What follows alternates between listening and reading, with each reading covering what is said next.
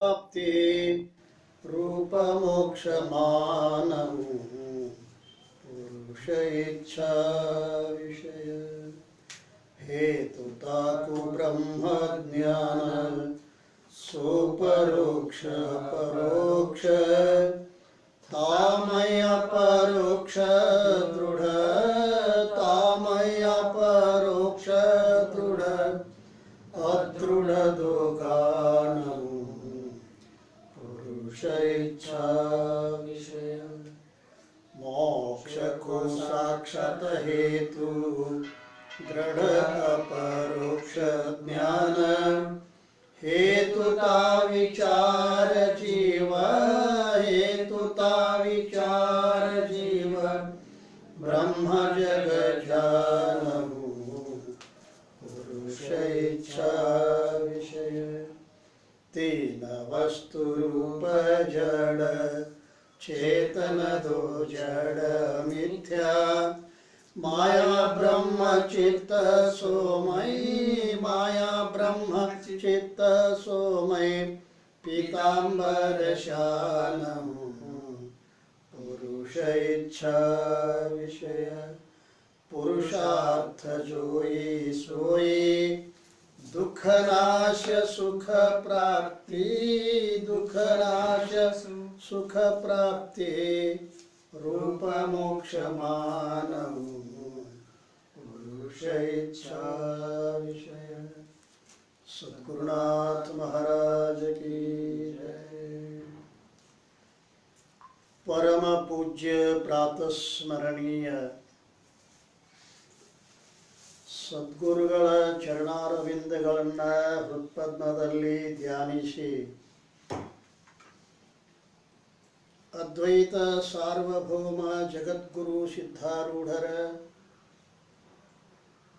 ಬ್ರಹ್ಮವಿದ್ಯಾ ಸಂಪ್ರದಾಯ ಕರ್ತೃಗಳಾದ ಸಮಸ್ತ ಋಷಿ ಮುನಿ ಸಂತ ಶರಣರ ಚರಣಾರವಿಂದಗಳಲ್ಲಿ ಅಭಿವಂದಿಸಿ ಗ್ರಂಥಕರ್ತರಾದ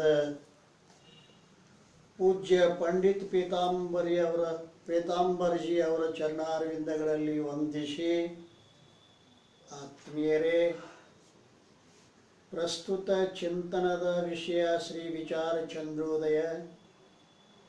ವಿಚಾರ ಚಂದ್ರೋದಯದ 6ನೇ ಕಲ ಪ್ರಪಂಚ ಮಿಥ್ಯಾತ್ವ ವರ್ಣನದಲ್ಲಿ ನಿನ್ನಿನ ದಿವಸ 5 ಪ್ರಕಾರ ಭ್ರಾಂತಿಯ ಸಂಸಾರವನ್ನು ಹೇಳಿಕೊಂಡು ಬಂದು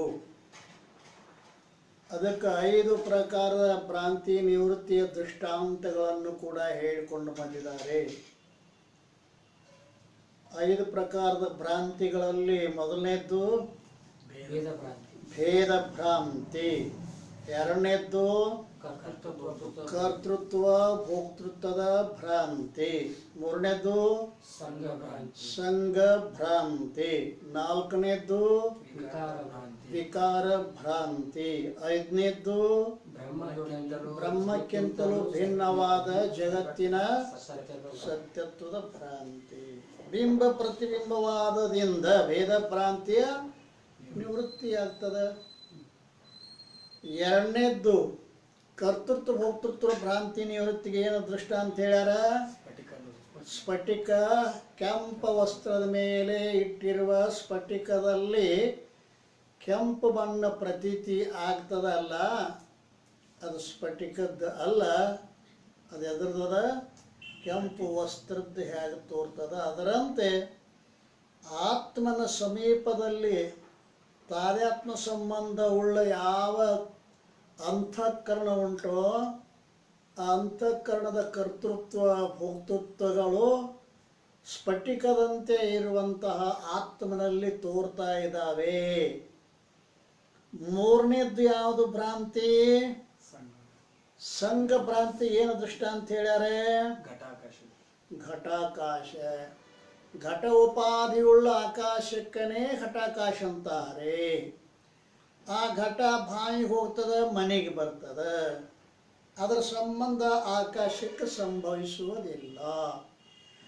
ಹಾಗೂ ಘಟದ ಉತ್ಪತ್ತಿ ನಾಶಗಳು ಕೂಡ ಘಟಾಕಾಶಕ್ಕೆ ಸಂಭವಿಸುವುದಿಲ್ಲ. ಹಾಗೇ ದೇಹದ ಇವ್ಯಾವುದಾವಲ್ಲ ಜನ್ಮ ಮರಣಾದಿಗಳು ಈ ಸಂಘ ಆತ್ಮನಿಗೆ ಇಲ್ಲ, ಆತ್ಮ ಅಸಂಗ ಇದ್ದಾನೆ. ನಾಲ್ಕನೇದ್ದು ವಿಕಾರ ಭ್ರಾಂತಿ. ಬ್ರಹ್ಮದ ವಿಕಾರವೇ ಜಗತ್ತಾಗಿದೆ ಅಂತೇನು ಅನಿಸ್ತದಲ್ಲ, ಹಾಲು ಕೆಟ್ಟು ಮೊಸರಾದಂತೆ. ಆದರೆ ಯಾವ ವಿಕಾರ ಭ್ರಾಂತಿಗೆ ಏನು ದೃಷ್ಟಾಂತ ಹೇಳ್ಯಾರ? ರಜ್ಜು ಸರ್ಪ. ಅಲ್ಲಿರ್ತಕ್ಕಂಥ ರಜ್ಜುವಿನ ಸಮೀಪಕ್ಕೆ ಹೋಗಿರ್ತಕ್ಕಂಥ ನಮ್ಮ ಅಂತಃಕರಣ ವೃತ್ತಿ ರಜ್ಜುವಿನ ಸಮಾನ ಆಕಾರ ಆಗದೆ ಇರುವಾಗ ರಜ್ಜು ಉಪಹಿತ ಚೈತನ್ಯದಲ್ಲಿರುವ ಅವಿದ್ಯೆ ಏನಾಯಿತು ಅಂತ ಕೇಳಿದ್ರೆ ಸರ್ಪಾಕವರ ಪರಿಣಾಮವನ್ನು ಹೊಂದುತ್ತದೆ. ಅದು ಅವಿದ್ಯೆಯ ಪರಿಣಾಮದ ಚೇತನದ ವಿವರ್ತದ. ಈ ರೀತಿಯಾಗಿ ವಿಕಾರ ಭ್ರಾಂತಿಗಳಲ್ಲಿದೆ. ಅದಕ್ಕೆ ಹೇಳ್ಯಾರ ವಿಕಾರ ಭ್ರಾಂತಿ. ಹಾವ ಹಗ್ಗ ವಿಕಾರ ಆಗಿ ಹಾವ ಆಗಿಲ್ಲ. ಎದರ ವಿಕಾರದ? ಅವಿದ್ಯೆಯ ವಿಕಾರದ. ಅವಿದ್ಯೆಯ ವಿಕಾರ ಹೊಂದಿ ಸರ್ಪಕಾರ ಆಗ್ಯದ. ಆ ಸರ್ಪ ಅವಿದ್ಯೆಯ ಪರಿಣಾಮದ ಚೇತನದ ವಿವರ್ತದ. ಅಂತಂದ್ರೆ ವಿವರ್ತ ಅಂತಂದ್ರೆ ತಾನು ಕೆಡಲಾರ್ದನೆ ಅನ್ಯ ರೂಪವಾಗಿ ತೋರುವುದು. ಹ್ಯಾಗ ಬಂಗಾರ ಕೆಡಲಾರ್ದನೆ ಆಭಾರ ರೂಪವಾಗಿ ತೋರುವುದಂತೆ ಬ್ರಹ್ಮ ಕೆಟ್ಟಿಲ್ಲ, ಜಗತ್ತಾಗಿ ತೋರುವುದು ಬಿಟ್ಟಿಲ್ಲ. ಈ ರೀತಿಯಾಗಿ ಇದು ಪರಿಣಾಮ ಅಲ್ಲ, ಅದು ವಿವರ್ತ ಅಂತ ಹೇಳ್ಕೊಂಡ್ಬಂದಾರೆ. ಆಮೇಲತ್ತ ಬ್ರಹ್ಮಕ್ಕಿಂತಲೂ ಭಿನ್ನ ಜಗತ್ತಿನ ಸತ್ಯತ್ವದ ಭ್ರಾಂತಿಗೆ ಏನು ದೃಷ್ಟ ಅಂತ ಹೇಳ್ಯಾರ? ಕನಕ ಕುಂಡಲ. ಕನಕ ಕಾರಣ, ಕುಂಡಲ ಕಾರ್ಯ. ಅವು ಕಾರ್ಯಕಾರಣ ಭೇದದಿಂದಿದ್ದಾಗ್ಯೂ ಕೂಡ ಆ ಆಭರಣ ಕನಕಕ್ಕಿಂತಲೂ ಭಿನ್ನವಾಗಿ ಅದಕ್ಕೆ ಇರುವಿಕೆ ಅನ್ನೋದು ಇಲ್ಲ. ಬಂಗಾರದ ಇರುವಿಕೆಯೇ ಆಭರಣದಲ್ಲಿ ತೋರ್ತದೆ. ಬಂಗಾರಕ್ಕೆ ಬಿಟ್ಟ ಆಭರಣ ಸತ್ಯವಾಗಿ ಮತ್ತೊಂದು ಇರುವುದಿಲ್ಲ ಅಂತ ಹೇಳ್ಕೊಂಡು ಬಂದಿದ್ದಾರೆ. ಈ ರೀತಿ ಹೇಳಿಕೊಂಡು ಬಂದ ಭ್ರಾಂತಿ ಅಂದರೆ ಏನು ಅಂತ ಪ್ರಶ್ನೆ ಮಾಡಿದಾನೆ. 134ನೇ ಪ್ರಶ್ನೆ. ಭ್ರಾಂತಿ ಅಂದರೆ ಏನು ಸಿಕ್ಕತಿಲ್ಲ. 134 ಪ್ರಶ್ನೆ. ಭ್ರಾಂತಿ ಅಂದರೆ ಏನು ಹೇಳ್ತಾ ಇದ್ದಾರೆ? ಭ್ರಾಂತಿ ಜ್ಞಾನಕ್ಕೆ ವಿಷಯವಾದ ಯಾವ ಮಿಥ್ಯಾ ವಸ್ತು ಮತ್ತು ಭ್ರಾಂತಿ ಜ್ಞಾನ ಇವೆರಡು ಕೂಡಿಸಿ ಅಧ್ಯಾಸವೆನ್ನುತ್ತಾರೆ. ಭ್ರಾಂತಿಗಿನ ಮತ್ತೊಂದು ಹೆಸರು ಅಧ್ಯಾಸ ಅಂಥೇಳಿ. ಅಧ್ಯಾಸಕ್ಕೆ ಏನು ಲಕ್ಷಣ ಅಂತ ಕೇಳಿದರೆ, ಭ್ರಾಂತಿ ಜ್ಞಾನಕ್ಕೆ ವಿಷಯವಾದ ಮಿಥ್ಯಾ ವಸ್ತು ಯಾವಾಗ ನಿಮಗ ರಜ್ಜುವಿನಲ್ಲಿ ಸರ್ಪದ ಭ್ರಾಂತಿ ಆಗುತ್ತದೆಯೋ ಆವಾಗ ಮಿಥ್ಯಾ ವಸ್ತು ಸರ್ಪ ಆಯ್ತಿಲ್ಲ. ಭ್ರಾಂತಿ ಜ್ಞಾನಕ್ಕೆ ವಿಷಯವಾದದ್ದು ಯಾವುದು? ಮಿಥ್ಯಾ ವಸ್ತು ಸರ್ಪ. ಮಿಥ್ಯಾ ವಸ್ತುವಿನ ಜ್ಞಾನ ಅಂದ್ರೆ ಸರ್ಪದ ಜ್ಞಾನ. ಕೇವಲ ಸರ್ಪ ಮಾತ್ರ ಅಧ್ಯಾಸ ಅಲ್ಲ, ಸರ್ಪ ಸರ್ಪದ ಜ್ಞಾನ. ಇದನ್ನ ಅರ್ಥಾಧ್ಯಾಸ, ಜ್ಞಾನಾಧ್ಯಾಸ ಅಂತ ಕರೀತಾರೆ. ಸರ್ಪದ ಅಧ್ಯಾಸ ಅರ್ಥಾಧ್ಯಾಸ, ಜ್ಞಾನದ ಸರ್ಪದ ಜ್ಞಾನದ ಅಧ್ಯಾಸ ಜ್ಞಾನಾಧ್ಯಾಸ ಅಂತ ಅದನ್ನ ಮುಂದೆ ಹೇಳೋರದ. ಒಟ್ಟಿನ ಮ್ಯಾಲೆ ಅಧ್ಯಾಸಕ್ಕೆ ಬಹಳ ಲಕ್ಷಣಗಳದ ಖರೆ, ಪರಂತು ಅವನ್ನೆಲ್ಲ ಹೇಳಕ್ಕೆ ಹೋದ್ರೆ ನಿಮ್ಗೇನಾಗ್ತದೆ? ಎದ್ದು ವಿಷಯ ಕಳ್ಕೊಂಡು ಹೋಗ್ತದೆ.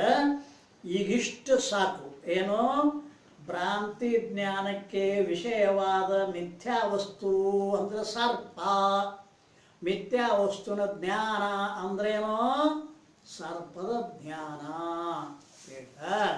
ಸ್ವಅಭಾವಾಧಿಕರಣೆ ಅವಭಾಸು ಅಧ್ಯಾಸ ಅಂತ ಹೇಳ್ತಾ ಇದ್ದಾರೆ. ತನ್ನ ಅಭಾವದ ಅಧ್ಯಾಸದಲ್ಲಿ ತನ್ನ ಪ್ರತೀತಿ, ಇದಕ್ಕೆ ಅಧ್ಯಾಸ ಅಂತನೂ ಕೂಡ ಅನೇಕ ಅಧ್ಯಾಸದ ಲಕ್ಷಣಗಳು ಹೇಳ್ಯಾರ. ಇರಲಿ, ಈಗ ಭ್ರಾಂತಿ ಜ್ಞಾನಕ್ಕೆ ವಿಷಯವಾದ ಮಿಥ್ಯಾವಸ್ತು. ಭ್ರಾಂತಿ ಜ್ಞಾನ ಅಂದ್ರೆ ಯಾವುದು? ರಜ್ಜುನಲ್ಲಿ ತೋರುವ ಸರ್ಪದ ಜ್ಞಾನ. ಅರ್ಥ ಆಗತ್ತಿಲ್ಲ? ಭ್ರಾಂತಿ ಜ್ಞಾನ ಅಂದ್ರೆ ಯಾವುದು? ರಜ್ಜುನಲ್ಲಿ ತೋರುವ ಸರ್ಪದ ಜ್ಞಾನ, ಅದು ಭ್ರಾಂತಿ ಜ್ಞಾನ. ಆ ಭ್ರಾಂತಿ ಜ್ಞಾನಕ್ಕೆ ವಿಷಯವಾದ ಮಿಥ್ಯಾವಸ್ತು ಸರ್ಪ, ಹಾಗೂ ಸರ್ಪದ ಜ್ಞಾನ. ಇವೆರಡೂ ಕೂಡಿಸಿ ಏನಂತಾರ ಅಂದ್ಕ್ಯಾರ? ಅಧ್ಯಾಸ. ಈ ಅಧ್ಯಾಸ ಎಷ್ಟು ಪ್ರಕಾರವಾಗಿದೆ ಅಂತಾರೆ. ಅಧ್ಯಾಸದಲ್ಲಿ ಪ್ರಕಾರಗಳನ್ನು ಹೇಳಿ ತಿಳಿಸಿಕೊಡ್ತಾ ಇದ್ದಾರೆ. ಪ್ರಕಾರಗಳ ಹೇಳ್ತಾ ಮೊದಲನೇದೇನು ಅಂತ ಕೇಳಿದ್ರೆ, ಇಲ್ಲಿ ಜ್ಞಾನಾಧ್ಯಾಸ ಮತ್ತು ಅರ್ಥಾಧ್ಯಾಸ ಅಂತ ಎರಡು ಪ್ರಕಾರವಾದ ಅಧ್ಯಾಸವನ್ನು ಮೊದಲು ಹೇಳ್ತಾ ಇದ್ದಾರೆ. ಯಾವ್ಯಾವ? ಜ್ಞಾನಾಧ್ಯಾಸ, ಅರ್ಥಾಧ್ಯಾಸ ಅಂತ ಹೇಳ್ತಾ ಇದ್ದಾರೆ. ಇದು ಜ್ಞಾನಾಧ್ಯಾಸ ಮತ್ತು ಅರ್ಥಾಧ್ಯಾಸ ನಿಮಗೆ ಹೇಳೇನಲ್ಲ. ಹಾವಿನ ಜ್ಞಾನ ಜ್ಞಾನಾಧ್ಯಾಸ, ಹಾವು ಅರ್ಥಾಧ್ಯಾಸ ಅಲ್ರಿ. ಈ ಅವುಗಳಲ್ಲಿ ಅರ್ಥಾಧ್ಯಾಸವು ಕೇವಲ ಸಂಬಂಧಾಧ್ಯಾಸ, ಸಂಬಂಧ ಸಹಿತ ಸಂಬಂಧಾಧ್ಯಾಸ, ಕೇವಲ ಧರ್ಮಾಧ್ಯಾಸ, ಧರ್ಮ ಸಹಿತ ಧರ್ಮೀಯ ಅಧ್ಯಾಸ, ಅನ್ಯೋನ್ಯಾಧ್ಯಾಸ, ಅನ್ಯತರಾಧ್ಯಾಸ. ಎಷ್ಟು ಪ್ರಕಾರ ಆಗ್ತಿದು? 6 ಪ್ರಕಾರ. ಯಾವುದು? ಅರ್ಥಾಧ್ಯಾಸ. ಜ್ಞಾನಾಧ್ಯಾಸದಲ್ಲಿ ಬದಲಾವಣೆ ಇಲ್ಲ. ಜ್ಞಾನ ಅಧ್ಯಾಸ ಒಂದೇ ರೀತಿ ಇರ್ತದೆ, ಅರ್ಥಗಳಲ್ಲಿನೇ ಭಿನ್ನತೆ ಇರ್ತದೆ. ಅದಕ್ಕೆ ಅರ್ಥಾಧ್ಯಾಸ ಎಷ್ಟು ಪ್ರಕಾರ ಆಗಿದೆ ಅಂತ ಕೇಳ? ಕೇವಲ ಸಂಬಂಧಾಧ್ಯಾಸ, ಸಂಬಂಧ ಸಹಿತ ಸಂಬಂಧಿ ಅಧ್ಯಾಸ, ಕೇವಲ ಧರ್ಮಾಧ್ಯಾಸ, ಧರ್ಮ ಸಹಿತ ಧರ್ಮೀಯ ಅಧ್ಯಾಸ, ಅನ್ಯೋನ್ಯಾಧ್ಯಾಸ, ಅನ್ಯತರ ಅಧ್ಯಾಸ. ಈ ಪ್ರಕಾರವಾಗಿ 6 ಪ್ರಕಾರ ಅಧ್ಯಾಸವನ್ನು ಹೇಳಿದಾಗ ಇಲ್ಲಿ ಟಿಪ್ಪಣಿ ಅಂದವು. ಇವೆಲ್ಲ ಒಂದೊಂದು ಅಧ್ಯಾಸನಾಗ ಒಂದೊಂದು ಟಿಪ್ಪಣಿ ಹೇಳಿದ. ಏನು? ಕೇವಲ ಸಂಬಂಧಾಧ್ಯಾಸ ಅಂದ್ರೆ ಏನು? 121ನೇ ಟಿಪ್ಪಣಿ ಏನು? 21 ಕೇವಲ ಸಂಬಂಧಾಧ್ಯಾಸ. ಕೇವಲ ಸಂಬಂಧಾಧ್ಯಾಸ 120. 120 ಅಲ್ಲೇ ಐತಿ ಅನಾತ್ಮನಲ್ಲಿ ಕೇವಲ ಸಂಬಂಧಾಧ್ಯಾಸ, ಆತ್ಮನ ಅಧ್ಯಾಸ 120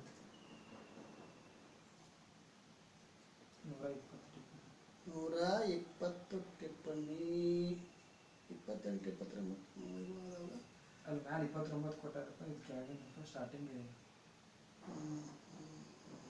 ಕೇವಲ ಸಂಬಂಧ. ಈಗ ಅರ್ಥಾಧ್ಯಾಸ ಮತ್ತು ಅಧ್ಯಾಸವು ಸ್ವರೂಪಾಧ್ಯಾಸ ಮತ್ತು ಸಂಸರ್ಗಾಧ್ಯಾಸ ಎಂದು 2 ಪ್ರಕಾರ ಇರುತ್ತದೆ. ಅರ್ಥಾಧ್ಯಾಸವು 2 ಪ್ರಕಾರದ. ಏನು?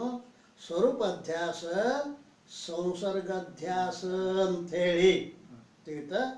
ಸ್ವರೂಪಾಧ್ಯಾಸ, ಸಂಸರ್ಗಾಧ್ಯಾಸ ಅಂದ್ರೆ ಏನು ಅಂತ ಕೇಳಿದರೆ ಅವ್ರೇನು ಹೇಳ್ತಾ ಇದ್ದಾರೆ? ಸ್ವರೂಪಾಧ್ಯಾಸ, ಸಂಸರ್ಗಾಧ್ಯಾಸ 26ನೇ ಟಿಪ್ಪಣಿ ಅನ್ನೋದು. 126. ಸ್ವರೂಪಾಧ್ಯಾಸ, ಸಂಸರ್ಗಾಧ್ಯಾಸ ಅಂದರೆ 26 ಟಿಪ್ಪಣಿ ಕೆಳಗದ ನೋಡಿ, ಚಿಕ್ಕಡೆ ಇಲ್ಲ. ಜ್ಞಾನದಿಂದ ಬಾಧಿಸಿಕೊಳ್ಳಲು ಯೋಗ್ಯವಾದ ವಸ್ತು ಅಧಿಷ್ಠಾನದಲ್ಲಿ ಸ್ವರೂಪತ ಅಧ್ಯಸ್ಥವಾಗುತ್ತದೆ. ಜ್ಞಾನದಿಂದ ಬಾಧಿಸಿಕೊಳ್ಳಲು ಯೋಗ್ಯವಾದ ಮಿಥ್ಯಾ ವಸ್ತು ಅಂತ ಒಂದು ಸ್ವಲ್ಪ ಹಾಕೊಂಡ್ರೆ ಹಗರಾಗ್ತದೆ. ಜ್ಞಾನದಿಂದ ಬಾಧಿಸಿಕೊಳ್ಳಲು ಯೋಗ್ಯವಾದ ಮಿಥ್ಯಾ ವಸ್ತು ಅಧಿಷ್ಠಾನದಲ್ಲಿ ಸ್ವರೂಪತ ಅಧ್ಯಸ್ಥವಾಗುತ್ತದೆ. ಹೇಳ್ತಾ? ಜ್ಞಾನದಿಂದ ಬಾಧಿಸಿಕೊಳ್ಳಲು ಯೋಗ್ಯವಾದ ಮಿಥ್ಯಾ ವಸ್ತು ಯಾವುದು ಅಂತ ಅಂದರೆ ಅಲ್ಲ, ಆ ರಜ್ಜುವಿನ ಜ್ಞಾನದಿಂದ ಸರ್ಪ ಏನಾಕತಿ? ಬಾಧಿಸ್ಕೋತೈತಿ, ಸುಳ್ಳು ಅಂತ ನಿಶ್ಚಯ ಆಕೈತಿ. ಅದು ಮಿಥ್ಯಾ ವಸ್ತು ಅಂತ ಹೇಳ್ತಾರೆ ಅಲ್ಲ. ಜ್ಞಾನದಿಂದ ಬಾಧಿಸಿಕೊಳ್ಳಲಿಕ್ಕೆ ಯೋಗ್ಯವಾದ ಮಿಥ್ಯಾ ವಸ್ತು ಅಧಿಷ್ಠಾನದಲ್ಲಿ ಸ್ವರೂಪತಃ ಅಧ್ಯಸ್ಥವಾಗುತ್ತದೆ. ಆದರೆ ಸ್ವರೂಪನೇ ಅಲ್ಲಿ ಇಲ್ಲ. ಇಲ್ಲದೆ ಇದ್ದಂತೆ ತೋರ್ತದ. ಯಾವುದು? ಸರ್ಪ. ಸರ್ಪ. ಸರ್ಪ ಸ್ವರೂಪತ ಎಲ್ಲಿ ಇಲ್ಲ, ಅಲ್ಲಿದ್ದಂಗೆ ತೋರ್ತದ. ಅದಕ್ಕೆ ಸ್ವರೂಪಾಧ್ಯಾಸ ಅಂತ ಕರೀತಾರೆ. ಅದಕ್ಕೆ ಯಾವುದಕ್ಕೆ? ಮಿಥ್ಯಾ ವಸ್ತುವಿಗೆ. ಇನ್ನು ಅಧಿಷ್ಠಾನದ ಜ್ಞಾನದಿಂದ ದೇಹಾದೇನಾತ್ಮ ಬಾಧವಾಗುತ್ತವೆ. ಅಧಿಷ್ಠಾನದ ಜ್ಞಾನದಿಂದ ದೇಹಾದೇನಾತ್ಮ ಪದಾರ್ಥಗಳನ್ನಕವ ಬಾಧಕವು. ಅಧಿಷ್ಠಾನ ಯಾವುದು? ಬ್ರಹ್ಮ. ಬ್ರಹ್ಮದ ಜ್ಞಾನದಿಂದ ಆ ದೇಹಾದಿ ಅನಾತ್ಮ ಪದಾರ್ಥಗಳು ಮಿಥ್ಯಾ ಅಂತ ನಿಶ್ಚಯ ಆಗ್ತಾವೆ. ಹ್ಯಾಂಗೆ? ಹಗ್ಗದ ಜ್ಞಾನ ಆದ ಬಳಿಕ ಹಾವು ಹ್ಯಾಂಗೆ ಮಿಥ್ಯಾ ಅಂತ ನಿಶ್ಚಯ ಆಗ್ತದನೋ ಹಂಗೆ ಅಧಿಷ್ಠಾನದ ಜ್ಞಾನದಿಂದ ದೇಹಾದಿ ಅನಾತ್ಮ ಪದಾರ್ಥಗಳು ಬಾಧ ಅಂದರೆ ಮಿಥ್ಯಾ ಅಂತ ನಿಶ್ಚಯ ಆಗ್ತಾವೆ. ಆದ್ದರಿಂದ ದೇಹಾದಿಗಳದ್ದು ಆತ್ಮನಲ್ಲಿ ಸ್ವರೂಪ ಅಧ್ಯಾಸದ. ದೇಹಾದಿಗಳದು ಆತ್ಮನಲ್ಲಿ ಸ್ವರೂಪತಾವು ಇಲ್ಲ, ಇದ್ದಂತೆ ಭಾಸಮಾನ ಆಗ್ತಾವ. ಸ್ವರೂಪತ ಅವು ಇಲ್ಲ ಇದ್ದಂತೆ ಭಾಸಮಾನ ಆಗ್ತಾವೆ. ಹೆಂಗೆ? ಸ್ವರೂಪತ ಹಗ್ಗದಾಗ ಅವು ಇಲ್ಲವೇ ಇಲ್ಲ, ಎಂದೂ ಇಲ್ಲ. ಆದರೂ ಅದು ಆ ಹಗ್ಗದ ಜ್ಞಾನ ಆದ ಕಾಲಾಗೂ ಇಲ್ಲ, ಹಗ್ಗದ ಜ್ಞಾನ ಕಾಲಾಗೂ ಇಲ್ಲ. ತೋರುವಾಗನೂ ಕೂಡ ಹಾವು ಇಲ್ಲ. ಅಲ್ಲಿ ತೋರುವಾಗ್ರಿ ಹಾವು ಐತನಲ್ಲೇ? ತೋರುವಾಗನೂ ಇಲ್ಲ. ಹಾವು ತೋರುವಾಗಲೂ ಐತನೋ? ಇಲ್ಲ, ಇಲ್ಲದೆ ತೋರ್ತದ. ಆದ್ದರಿಂದ ಈ ಮಿಥ್ಯಾ ವಸ್ತುವುದು ಸ್ವರೂಪತ ಅಧ್ಯಾಸ ಆಗ್ತದ. ಹೌದಲ್ಲ? ಇನ್ನು ಸಂಬಂಧ ಅಧ್ಯಾಸದ ಮ್ಯಾಗ 27 ಟಿಪ್ಪಣಿ ಅದ ಗೊತ್ತತಿ. ಸಂಸರ್ಗ ಅಧ್ಯಾಸ ಅಂತಾರೆ. ಸಂಸರ್ಗ ಮತ್ತು ಸಂಗಮ ಅಂತಾರೆ. ಬಾಧ ಹೊಂದಲು ಅಯೋಗ್ಯವಾದ ವಸ್ತುವಿನ ಸ್ವರೂಪ ಅಧ್ಯಸ್ಥ ಆಗುವುದಿಲ್ಲ. ಬಾಧ ಹೊಂದಲು ಏನು? ಬಾಧ ಹೊಂದಲು ಅಯೋಗ್ಯವಾದ ವಸ್ತು ಅದು ಸ್ವರೂಪದ ಅಧ್ಯಸ್ಥ ಆಗುವುದಿಲ್ಲ, ಕಿಂತು ಅದರ ಸಂಬಂಧ ಅಧ್ಯಸ್ಥ ಆಗುತ್ತದೆ. ಹೀಗಿರುವುದರಿಂದ ಅನಾತ್ಮದಲ್ಲಿ ಆತ್ಮನ ಸಂಸರ್ಗ ಅಧ್ಯಾಸ ಇದೆ. ಇದನ್ನೇ ಸಂಬಂಧ ಅಧ್ಯಾಸವೆಂತಲೂ ಕರೆಯುತ್ತಾರೆ. ಅನಾತ್ಮದಲ್ಲಿ ಆತ್ಮನ ಅಧ್ಯಾಸ ಆದಾಗ ಆತ್ಮ ಸತ್ಯ ವಸ್ತು ಇರುವುದರಿಂದ ಸ್ವರೂಪದ ಅಧ್ಯಸ್ಥ ಆಗುವುದಿಲ್ಲ. ಆತ್ಮನ ಸಂಬಂಧ ಮಾತ್ರ ಅಧ್ಯಸ್ಥ ಆಗ್ತದೆ. ಅದನ್ನು ಮುಂದೆ ಚೆಂದಾಗಿ ಹೇಳ್ತಾ ಇದ್ದಾರೆ. ಈಗ ಒಟ್ಟು ಎರಡು ಮಾಡ್ಯಾರ 6 ಅಧ್ಯಾಸದಾಗ. ಒಂದು ಸ್ವರೂಪಾಧ್ಯಾಸ, ಇನ್ನೊಂದು ಸಂಸರ್ಗಾಧ್ಯಾಸ. ಹಿಂದೆ ನೀವು ಯಾವ ಸಂಘ ಭ್ರಾಂತಿ ಅಂತ ಕೇಳ್ಕೊಂಬಂದಿರಲ್ಲ, ಹಂಗೆ ಇದು ಸಂಸರ್ಗಾಧ್ಯಾಸ ಅಂತ 2 ಪ್ರಕಾರ ಹೇಳ್ಯಾರೆ. ಇನ್ನು ಇವುಗಳ ಅಂತರ್ಗತವೇ ಮೇಲೆ ಹೇಳಿರುವ 6 ಪ್ರಕಾರದ ಅಧ್ಯಾಸಗಳಿರುತ್ತವೆ. ಇವುಗಳ ಅಂತರ್ಗತ ಯಾವುಗಳ ಅಂತರ್ಗತ? ಸ್ವರೂಪಾಧ್ಯಾಸ, ಸಂಸರ್ಗಾಧ್ಯಾಸ. ಇವುಗಳ ಅಂತರ್ಗತವಾಗಿಯೇ 6 ಅಧ್ಯಾಸಗಳದಾವೆ. ಅದು ಹೆಂಗ ಅಂತ 28ನೇ ಟಿಪ್ಪಣಿ ನೋಡ್ರಿ. ಕೇವಲ ಧರ್ಮಾಧ್ಯಾಸ, ಧರ್ಮ ಸಹಿತ ಧರ್ಮೀಯ ಅಧ್ಯಾಸ ಮತ್ತು ಅನ್ಯೋನ್ಯ ಅಧ್ಯಾಸ. ಹೀಗೆ 3 ಅಧ್ಯಾಸಗಳು ಸ್ವರೂಪ ಅಧ್ಯಾಸದ ಅಂತರ್ಗತವಾಗಿರುತ್ತವೆ. ಕೇವಲ ಸಂಬಂಧ ಅಧ್ಯಾಸ ಅದಲ್ಲ, ಇದು ಕೇವಲ ಧರ್ಮಾಧ್ಯಾಸ, ಧರ್ಮ ಸಹಿತ ಧರ್ಮೀಯ ಅಧ್ಯಾಸ ಹಾಗೂ ಅನ್ಯತರ ಅಧ್ಯಾಸ. ಇವು 3 ಅಧ್ಯಾಸಗಳು ಸ್ವರೂಪ ಅಧ್ಯಾಸ ಕೂಡ್ತವೆ. ಇನ್ನು ಕೇವಲ ಸಂಬಂಧ ಅಧ್ಯಾಸ ಸಂಸರ್ಗ ಅಧ್ಯಾಸವೇ ಇರುತ್ತದೆ. ಕೇವಲ ಸಂಬಂಧ ಅಧ್ಯಾಸ ಅಂತಾರೆ ಸಂಸರ್ಗ ಅಧ್ಯಾಸ. ಸಂಬಂಧ ಸಹಿತ ಸಂಬಂಧಿ ಅಧ್ಯಾಸವು ಇದು ಸಂಸರ್ಗ ಅಧ್ಯಾಸ ಸಹಿತ ಸ್ವರೂಪ ಅಧ್ಯಾಸವಾಗಿದೆ. ಇದ್ರಾಗ 2 ಸೇರ್ಯಾವ. ಎಂತೂ ಸಂಬಂಧ ಸಹಿತ ಸಂಬಂಧಿ ಅಧ್ಯಾಸದಾಗ 2 ಅಧ್ಯಾಸದ. ಸಂಸರ್ಗ ಅಧ್ಯಾಸನೂ ಐತಿ, ಸ್ವರೂಪ ಅಧ್ಯಾಸನೂ ಐತಿ. ಸಂಸರ್ಗ ಅಧ್ಯಾಸ ಮತ್ತು ಸ್ವರೂಪ ಅಧ್ಯಾಸ ಇವೆರಡೂ ಅನ್ಯೋನ್ಯ ಅಧ್ಯಾಸದೊಳಗೆ ಇರುತ್ತವೆ. ಇವೆರಡೂ ಇದ್ದಾವೆ ಅನ್ಯೋನ್ಯ ಅಧ್ಯಾಸ. ಪರಸ್ಪರ ಅಧ್ಯಾಸಕ್ಕೆ ಅನ್ಯೋನ್ಯ ಅಧ್ಯಾಸ ಅಂತ ಕರೀತಾರೆ. ಅದರಲ್ಲಿ ಅದರದ್ದು ಇದರಲ್ಲಿ ಮುಂದೆ ಹೇಳ್ತಾರೆ. ಈಗ ಮೇಲೆ ಬರೆಯಲ್ಪಟ್ಟ ಭೇದ ಭ್ರಾಂತಿ ಮುಂತಾದ 5 ವಿಧವಾದ ಭ್ರಮಗಳಾದರೂ ಇವುಗಳ ಅಂತರ್ಗತವೇ ಇರುತ್ತದೆ. 5 ಪ್ರಕಾರ ಭೇದ ಭ್ರಾಂತಿ ಹೇಳ್ಕೊಂಬಂದಾರಲ್ಲ, ಭೇದ ಭ್ರಾಂತಿ ಮೊದಲು ಮಾಡ್ಕೊಂಡು 5 ಪ್ರಕಾರ ಭ್ರಾಂತಿ ಹೇಳ್ಯಾರ ಅವರು. ಅವು ಕೂಡ ಈ 2ರ ಅಂತರ್ಗತವೇ ಇರುತ್ತವೆ. ಅದನ್ನು ಸ್ಪಷ್ಟವಾಗಿ 29ನೇ ಟಿಪ್ಪಣಿಯೊಳಗೆ ಹೇಳ್ತಾ ಇದ್ದಾರೆ ನೋಡು.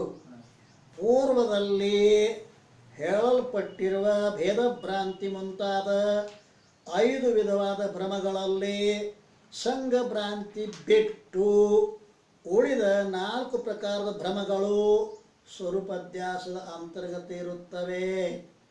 ಮತ್ತು 5ನೇದಾದ ಸಂಘ ಭ್ರಾಂತಿ ಸಂಸರ್ಗಾಧ್ಯಾಸದೊಳಗೆ ಇರುತ್ತದೆ. ಅವೆರಡರಾಗ ಸೇರಿಸಿದ್ರು ಅವನ್ನೆಲ್ಲ, ಆ 5 ಪ್ರಕಾರ ಭ್ರಾಂತಿಗಳನ್ನು. ಇನ್ನು ಮುಂದೆ ಹೇಳಲ್ಪಟ್ಟ ಪದದಲ್ಲಿಯೇ ಮುಂದೆ ಹೇಳಲ್ಪಡುವುದರಲ್ಲಿಯೇ ಹೇಳಲಾಗುವ ಯಾವ ಆತ್ಮ ಅನಾತ್ಮ ಇವುಗಳ ವಿಶೇಷಣಗಳ ಅನ್ಯೋನ್ಯಾಧ್ಯಾಸವಾದರೂ ಕೂಡ ಅದು ಇದರ ಅಂತರ್ಗತವೇ ಇರುವುದು. ಇದನ್ನು ಅದರ ಟಿಪ್ಪಣಿಯಲ್ಲಿ ಪ್ರಕಟಪಡಿಸಲಾಗುವುದು ಅಂತ ಹೇಳ್ಕೊಂಡ್ಬಂದ. ಈಗ ಮೊದಲನೇದು ಅಧ್ಯಾಸ ಯಾವುದಪ್ಪ? ಕೇವಲ ಸಂಬಂಧ ಅಧ್ಯಾಸ. ಅಲ್ಲಿ ಹಿಡಿದು ಬರೀನ ಅವಕ್ಕೆಲ್ಲ ಟಿಪ್ಪಣಿ ಬರಿತಾನವ.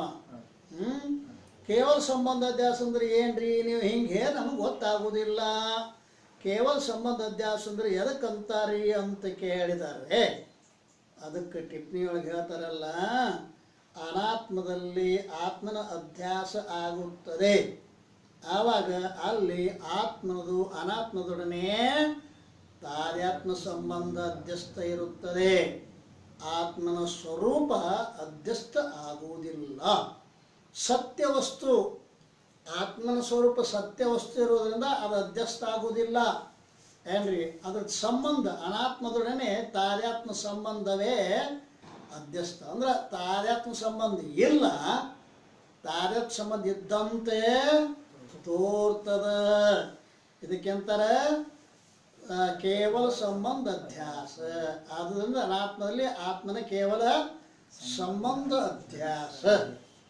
ಇದನ್ನು ಸ್ವಲ್ಪ ಇನ್ನಷ್ಟು, ಯಾಕಂದ್ರೆ ಸ್ವಲ್ಪ ಕಠಿಣ ವಿಷಯ ಇದು.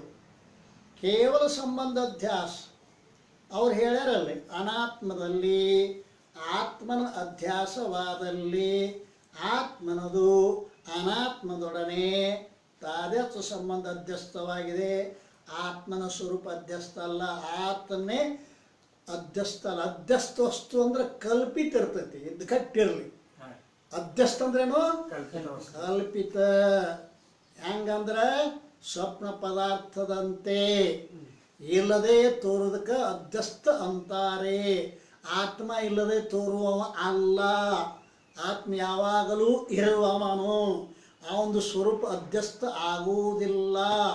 ಅವನ ಸಂಬಂಧವೇ ತಾರ್ಯಾತ್ಮ ಸಂಬಂಧವೇ ಅಧ್ಯಸ್ಥ ಆಗ್ತದೆ. ಹ್ಯಾಂಗಪ್ಪ? ಶರೀರಕ್ಕೆ ಸಂಬಂಧಪಟ್ಟ ಅನಾತ್ಮಗಳಾದ ಸ್ತ್ರೀ ಪುತ್ರಾದಿಗಳಲ್ಲಿ ಮಮಕಾರ ರೂಪ ಸಂಬಂಧ ತೋರ್ತದೆ ನೋಡಿ, ತೋರ್ತದಿಲ್ಲ? ಶರೀರಕ್ಕೆ ಸಂಬಂಧಪಟ್ಟಿರ್ತಕ್ಕಂಥ ಅನಾತ್ಮಗಳಾದ ಸ್ತ್ರೀ ಪುತ್ರಾದಿಗಳು ಮಮಕಾರ ರೂಪ ಸಂಬಂಧ ತೋರ್ತದೆ. ಆತ್ಮನಿಗೂ ಸತಿಪುತ್ರಾದಿಗಳಿಗೂ ಯಾವ ಸಂಬಂಧ ಇಲ್ಲ. ಆಯ್ತನ? ಆತ್ಮನಿಗೆ ಸತಿಪುತ್ರ ಇಲ್ಲ, ಸಂಬಂಧ ತೋರ್ತದ. ಇದು ಕೇವಲ ಸಂಬಂಧ ಅಧ್ಯಾಸ. ಅಥವಾ ಸ್ತ್ರೀ ಪುತ್ರಾದಿ ಅನಾತ್ಮಗಳು ನಾನು ಅನ್ನುವುದರಲ್ಲಿ ನನ್ನವು ಅಂತಾನೆ. ನಾನು ಅನ್ನುವುದಿಲ್ಲ, ನನ್ನವು ಅಂತಾನೆ. ಸ್ತ್ರೀ ಪುತ್ರಾದಿಗಳಲ್ಲಿ ಅನಾತ್ಮ ಎಂತನವ? ನಾನು ಅನ್ನೋದಂಗಿಲ್ಲ ಅವಕ್ಕೆ. ಅಂದರೆ ಮಮಕಾರಕ್ಕೆ ಸಂಬಂಧಪಟ್ಟ ಅನಾತ್ಮಗಳಲ್ಲಿ ಹೊಲ ಮನೆಗಳಲ್ಲಿ ನನ್ನವು ಎಂಬ ಸಂಬಂಧವು ಕೇವಲ ಸಂಬಂಧ ಅಧ್ಯಾಸ. ನನ್ನವು ಅಂತ ಸಂಬಂಧ ತೋರ್ತತಿಲ್ಲ. ಆತ್ಮರೊಡನೆ ಏನು ಸಂಬಂಧ ಐತೇನೋ?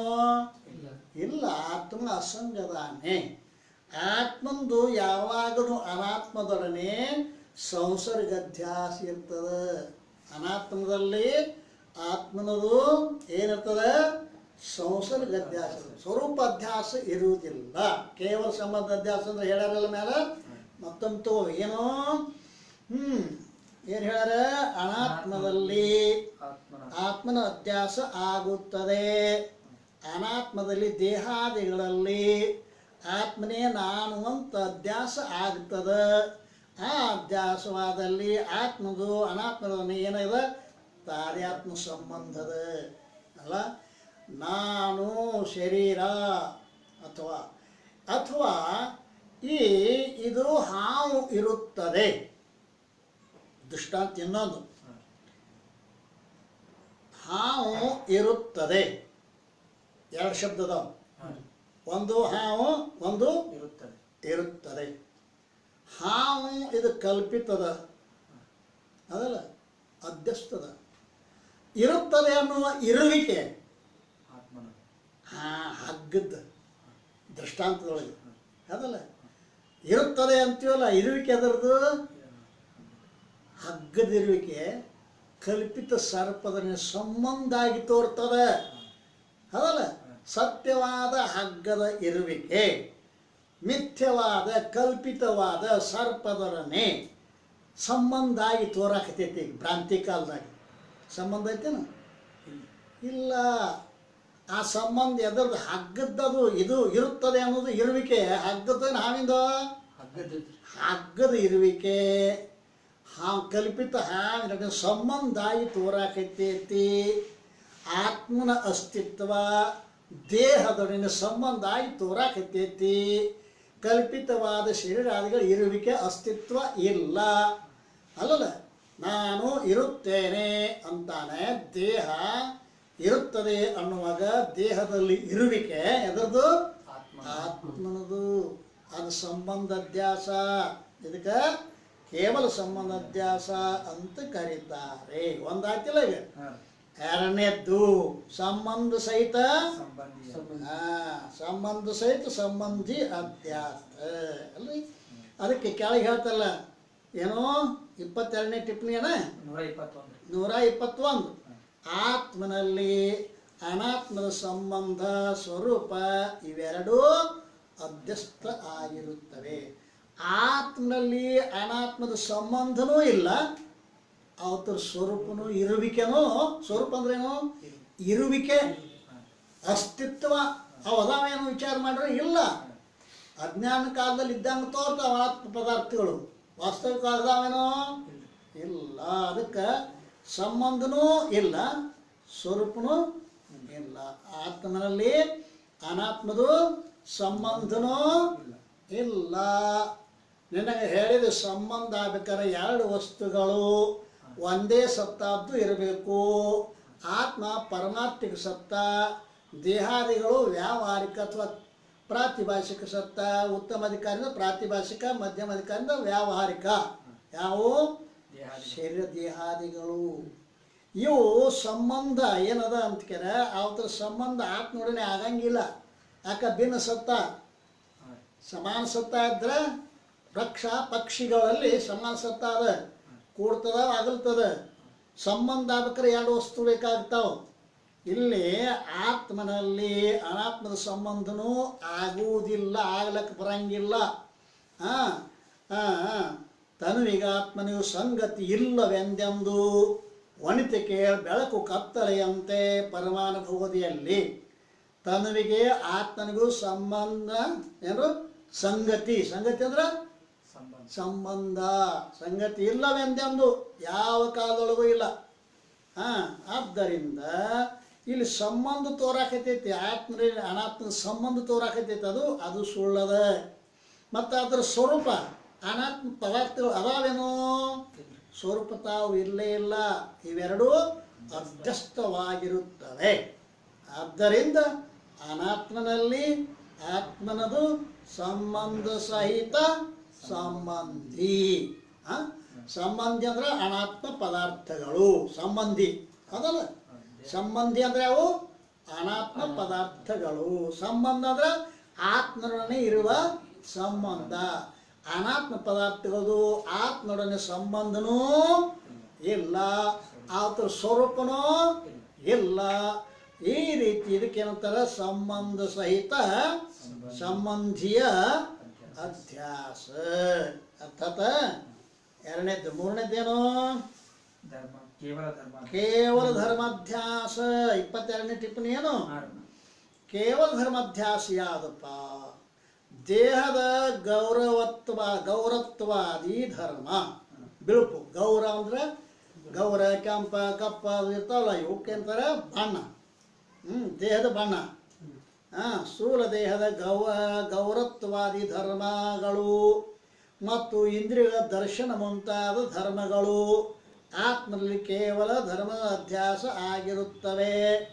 ಅವುಗಳ ಸ್ವರೂಪದ ಅಧ್ಯಸ್ಥ ಆಗುವುದಿಲ್ಲ. ಆದ್ದರಿಂದ ಆತ್ಮನಲ್ಲಿ ದೇಹ ಮತ್ತು ಇಂದ್ರಿಯಗಳು ಕೇವಲ ಧರ್ಮದ ಅಧ್ಯಾಸವಾಗಿವೆ.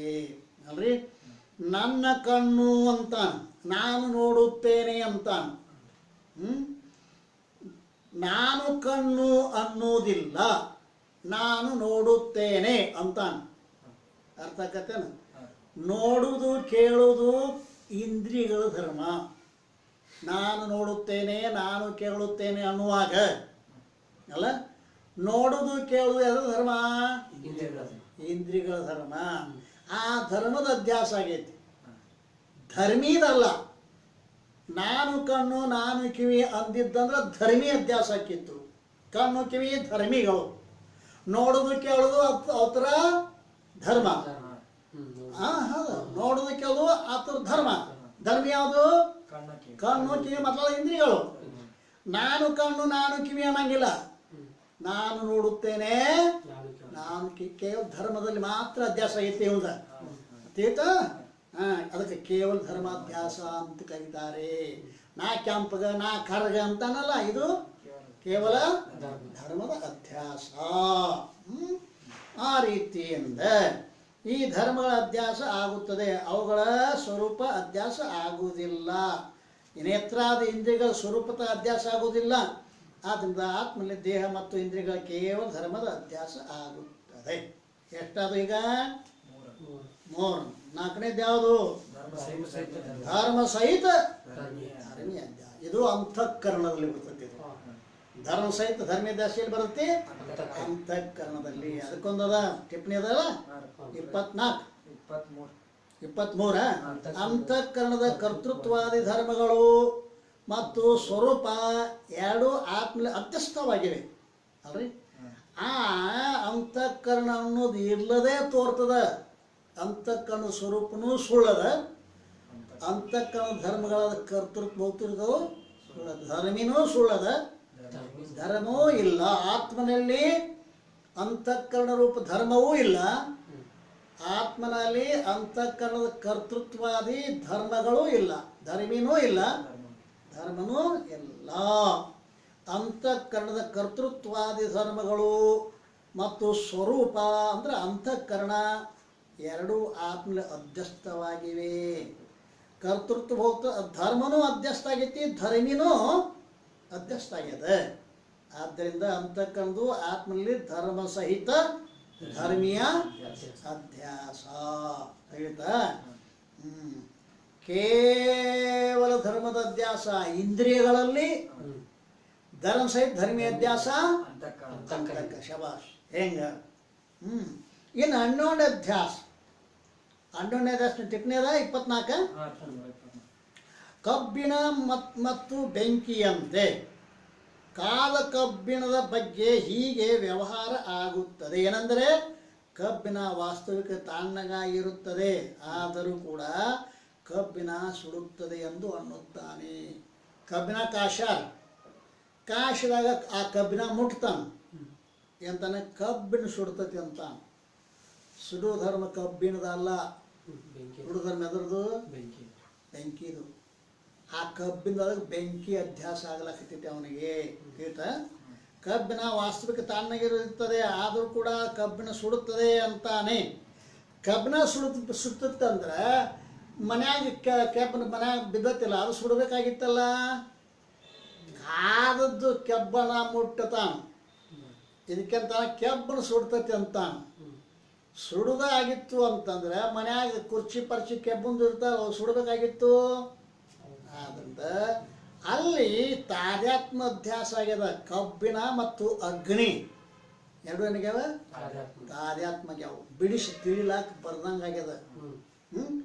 ಅದಕ್ಕೆ ಏನಂತಾರೆ, ಕಬ್ಬಿಣ ವಾಸ್ತವಿಕ ತಣ್ಣಗಾಗಿರ್ತದೆ, ಅದು ಕೂಡ ಕಬ್ಬು ಸುಡುತ್ತದೆ ಎಂದು ಅನ್ನುತ್ತಾನೆ. ಸುಡುವಾತನ ಬೆಂಕಿಯಾಗಿದೆ. ಸುಡುವತನ ಎದರದ ಬೆಂಕಿದದ. ಅದು ಕಬ್ಬಿಣದಲ್ಲಿ ತೋರುತ್ತದೆ. ಸುಡುವತನ ಎದ್ರಾಗ ತೋರಾಕತ್ತೈತಿ?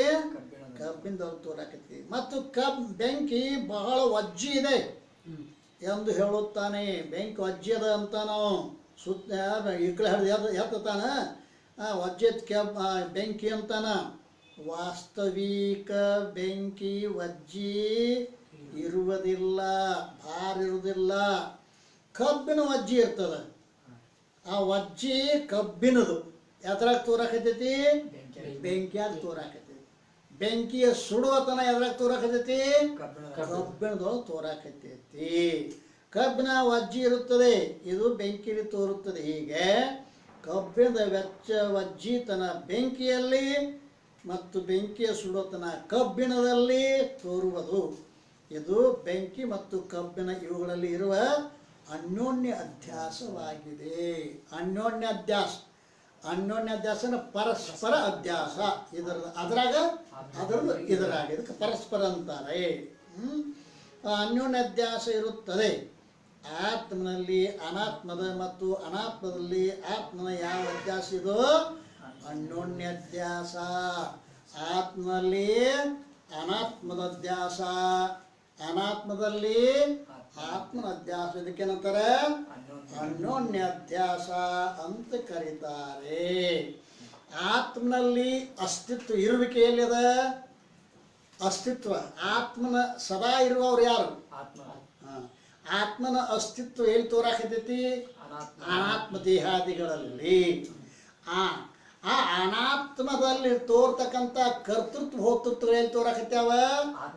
ಆತ್ಮನೇ ತೋರಾಕತ್ಯಾವ. ಈ ರೀತಿಯಾಗಿ ಇದಕ್ಕೇನಂತಾರ? ಅನ್ಯೋನ್ಯ ಅಧ್ಯಾಸ ಅಂತ ಕರೀತಾರೆ. ಏನಾಯ್ತು? ಎಷ್ಟದು? 6ನೇದ್ದು ಅನ್ಯತರ ಅಧ್ಯಾಸ. ಅದ್ರ ಮೇಲೆ ಟಿಪ್ಪಣಿ ಅದ. ಯಾವುದು? 25. ಅನಾತ್ಮದಲ್ಲಿ ಆತ್ಮನ ಸ್ವರೂಪ ಅಧ್ಯಾಸ ಇರುವುದಿಲ್ಲ. ಅನಾತ್ಮ ಅಂದರೆ ಇಲ್ಲದ್ದು, ಅಸತ್ಯ ವಸ್ತು. ಇಲ್ಲದರಲ್ಲಿ ಇದ್ದದ್ದು ಅಧ್ಯಸ್ಥ ಆಗುವುದಿಲ್ಲ. ಇಲ್ಲದರಲ್ಲಿ ಇದ್ದದ್ದು ತೋರುವುದಿಲ್ಲ. ಇಲ್ಲದರಲ್ಲಿ ಇದ್ದದ್ದು ಅಧ್ಯಸ್ಥ ಆಗುವುದಿಲ್ಲ. ಅನಾತ್ಮಲ್ಲಿ ಆತ್ಮನ ಸ್ವರೂಪ ಅಧ್ಯಸ್ಥ ಇರುವುದಿಲ್ಲ. ಕಿಂತು ಆತ್ಮನಲ್ಲಿ ಅನಾತ್ಮದ ಸ್ವರೂಪ ಅಧ್ಯಸ್ಥ ಇರುತ್ತದೆ. ಈಗ ಎರಡು ಹೇಳಿಲ್ಲ. ಆತ್ಮದು ಅನಾತ್ಮಲ್ಲಿ, ಅನಾತ್ಮದು ಆತ್ಮಲ್ಲಿ ಅಂತ ಹೇಳಿಲ್ಲ.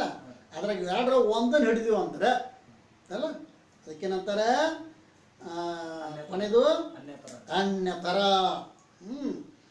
ಇದುವೇ ಅನ್ಯತರ ಅಧ್ಯಾಸ ಇದೆ. ಎರಡರಲ್ಲಿ ಒಂದರ ಅಧ್ಯಾಸ.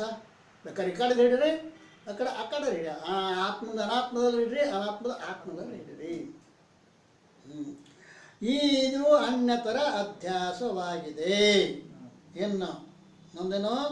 ಜ್ಞಾನದಿಂದ ಬಾಧೆಗೊಳ್ಳಲು ಯೋಗ್ಯವಾದ ವಸ್ತು ಮಿಥ್ಯಾ ವಸ್ತು ಅಲ್ರಿ. ಇದೇನಾಗಿತ್ತು? ಅಧಿಷ್ಠಾನದಲ್ಲಿ ಸ್ವರೂಪತ ಅಧ್ಯಸ್ಥ ಆಗುತ್ತದೆ. ಯಾವುದು ಜ್ಞಾನದಿಂದ ಸುಳ್ಳಾಗಿ ತೋರ್ತದನೋ ಅದು ಅಧಿಷ್ಠಾನದಲ್ಲಿ ಸ್ವರೂಪತ. ಯಾವುದು? ಹಗ್ಗದಾಗಿನ ಹಾವ. ಆ ಹಗ್ಗದ ಜ್ಞಾನದಿಂದ ಏನಾಕತಿ? ಬಾಧಿಸ್ಕೋತತಿ, ಸುಳ್ಳಾಕತಿ. ಅದರಂತೆ ಅದು ಅಧಿಷ್ಠಾನದಲ್ಲಿ ಸ್ವರೂಪತ ಅಧ್ಯಸ್ಥವಾಗುತ್ತದೆ. ಸ್ವರೂಪತ ಅದು ಇಲ್ಲ, ಅಲ್ಲಿ ಇದ್ದಂತೆ ತೋರ್ತದ. ಇದಕ್ಕೆ ಸ್ವರೂಪ ಅಧ್ಯಾಸ. ಅಧಿಷ್ಠಾನದ ಜ್ಞಾನದಿಂದ ದೇಹಾದೇನಾತ್ಮ ಬಾಧ ಆಗುತ್ತದೆ. ಅಧಿಷ್ಠಾನ ಜ್ಞಾನದಿಂದ ದೇಹಾದಿಗಳ ಅನಾತ್ಮಗಳದ್ದು ಏನಾಕತಿ? ಮಿಥ್ಯಾ ಅಂತ ಸುಳ್ಳಾಕತಿ ಬ್ರಹ್ಮಜ್ಞಾನದಿಂದ. ಆದ್ದರಿಂದ ದೇಹಾದಿಗಳದು ಆತ್ಮಲ್ಲಿ ಸ್ವರೂಪ ಅಧ್ಯಾಸ. ದೇಹಾದಿಗಳದ್ದು ಆತ್ಮನಲ್ಲಿ ಸ್ವರೂಪ ಅಧ್ಯಾಸ ಅದಲ್ರಿ. ಅನಾತ್ಮಗಳಲ್ಲಿ ಆತ್ಮಂದು ಸಂಬಂಧ ಅಧ್ಯಾಸ. ಅರ್ಥ ಆಗತಿ?